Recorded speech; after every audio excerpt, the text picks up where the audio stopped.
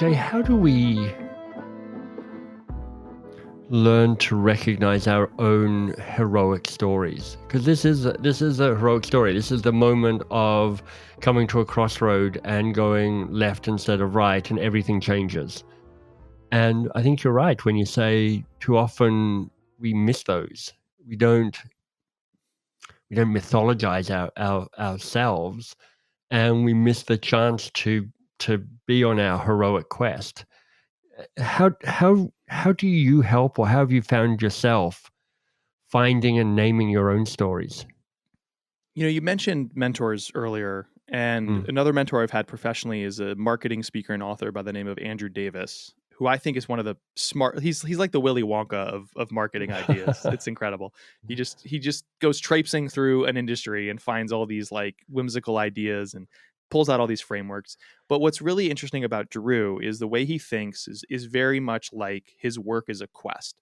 So he probably Yeah. has one career-long grand quest, but then he has these little trips he goes on, little adventures, little investigations to explore these subtopics under his large topic. And so what opened up possibility for me was not only experiencing stories like the one I just read, Yeah. but also understanding that you can spot those a lot easier if your lens through which you see the world changes. And so the way Drew coached me to change my lens is to think of the work as this constant exploration of something. Right. So the macro level mission I have is to help others make what matters. Okay. That may or may not be interesting to you. Maybe right now you're more interested in this idea of resonance. Like, how do I connect deeper with those on the receiving end of my work to grow my business or leave my legacy or have this project succeed? Right. So maybe that's what gets you into my work.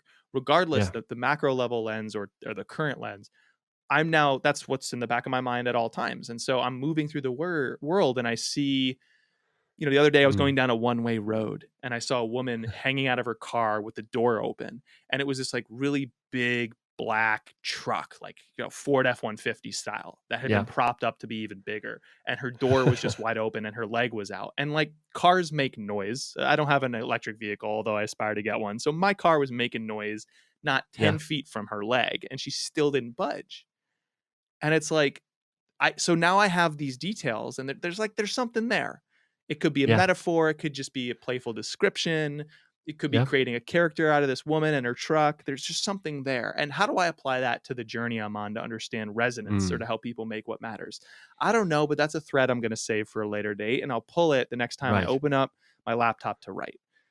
So with Bourdain, with his book, with his approach, those tiny moments, you kind of understand not only how to spot them, but where to take them if you understand the larger mission or premise at play. Right. Years ago, I created a little video called, what was it called? The getting stuck in the messy middle, which is like you're neither doing one thing nor the other. And what I love that you're pointing us to is the power of the tiny things in the moment, but also the bigger picture as well, and having to see both of those to plot the journey. How did you get clear on the bigger picture for you? Because most people aren't articulate as you are to say, look, this is the life quest, helping people make things that matter. Did it just slowly come into focus? Was there a moment where you just wrote it down and went, that's the thing, stick that above my computer screen and look at it every day? Right. When did it come to you? Well, the metaphor will continue here because I was talking about how this changes how you see the world. So how do you understand what glasses to wear? Not only the frames, but also the prescription. You go number 1 or number 2, number 2 or number 3, right? And then you try on different frames. Like, does this look good? I don't know. Does this look good? Then you ask people close to you, does this look good on my face? Does this look good? That's the process. It's trial and error. It's experimentation. Right. And a lot of us want the one pithy framework or answer to be like, oh, that's how I do it in theory. I go 0 to 60 like this. But I don't think that's not reality. I mean, like looking at my early career working in corporations in marketing, I learned a lot. I gained a lot of skills, made a lot of connections. I was also frustrated as hell for most of those jobs because I was trying on these things that didn't fit. And then eventually I find something and go, oh, well, that's a thing. That brings me energy instead of draining me of that energy. Let me pursue that further. And, my podcast Unthinkable is a good kind of microcosm because it started as I want to help people break from the stale conventions of marketing and do something more creative. So I told a bunch of Yes. stories like that. And then I start talking to my listeners and I'm like, wait, you're a CTO, you're an accountant. What are you doing listening to this show? And they would tell me more about what they were experiencing and who they were Yeah. and why they Yeah. liked it. And I went, okay, so it's not about the creative side of marketing, it's about craft driven work. People who see themselves Mm. as craftspeople, no matter what they do. They could work on a spreadsheet, they could paint something, they could write a novel, they could work in marketing. And so it just Yeah. kept evolving. So it's messy. You know, the jungle analogy is another one that applies here too. It's I'm Yeah. Yeah. hacking away through the jungle. That's my creative practice.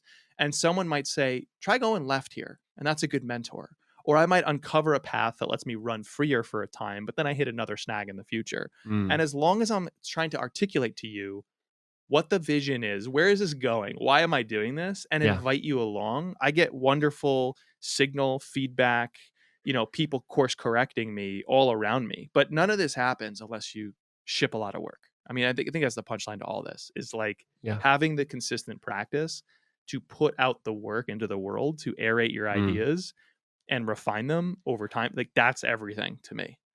Hey, it's MBS here. My newsletter is The Works with MBS. Every week I take a key tool, insight, metaphor, and make it an essential distillation so that you can unlock your greatness. If that sounds interesting, sign up at mbs.works.